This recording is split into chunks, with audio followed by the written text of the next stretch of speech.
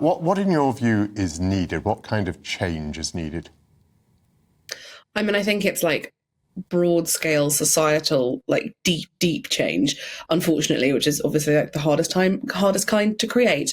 But there is still a pervasive sense that when somebody says they have been raped, there is an assumption that they might be lying, that it might be malicious, or that they might in some way have brought it on themselves. And there is still a sort of expectation that a woman needs to have behaved a certain way, which is to have been dressed a certain way, to have been a certain level of sober, and to have not put herself, using that term very lightly, in a position where a man is able to rape her.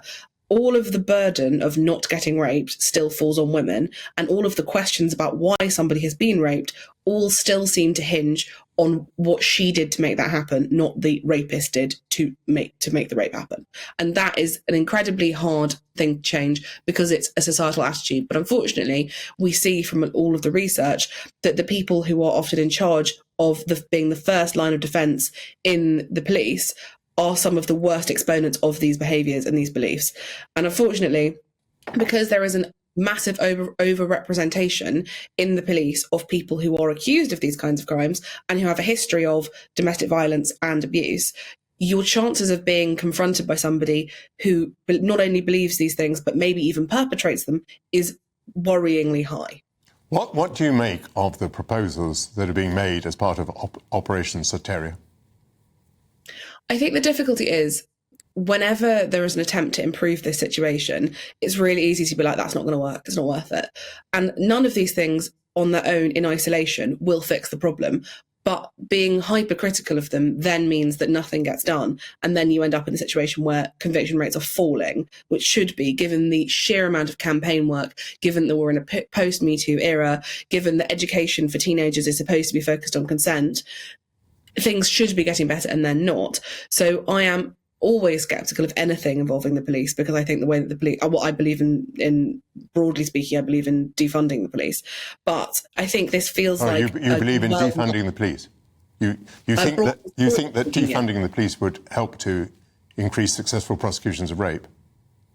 I think defunding the police in its current in the way that it's currently run, yes, because they are effectively expected to be social workers with truncheons, and it's an unrealistic expectation. And the person who comes to talk to you when you are reporting a rape should not be the same person who breaks up a fight on a street corner outside McDonald's at 3 a.m. And the problem is at the moment, in the way that it's funded, in the way that it's run, those two skill sets are expected to exist within the same person, and that person is fairly poorly paid and given very little training. So the whole system basically doesn't work.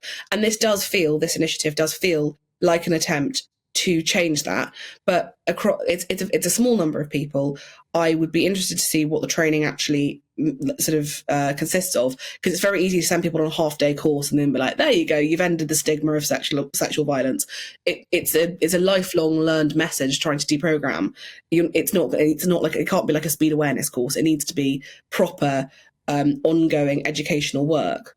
So although you're in despair about both societal attitudes and the system, it sounds like you are willing to give these proposals a fair wind, to treat them fairly.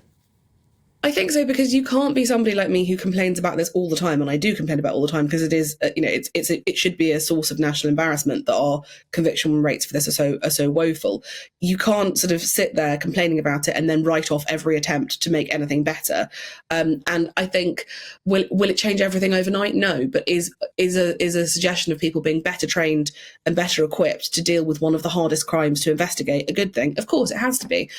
At least I hope it will be, because I do genuinely think there are women all over this country who are regularly being treated incredibly poorly by the people they turn to protect them. Rebecca Reid, thank you very much for joining us.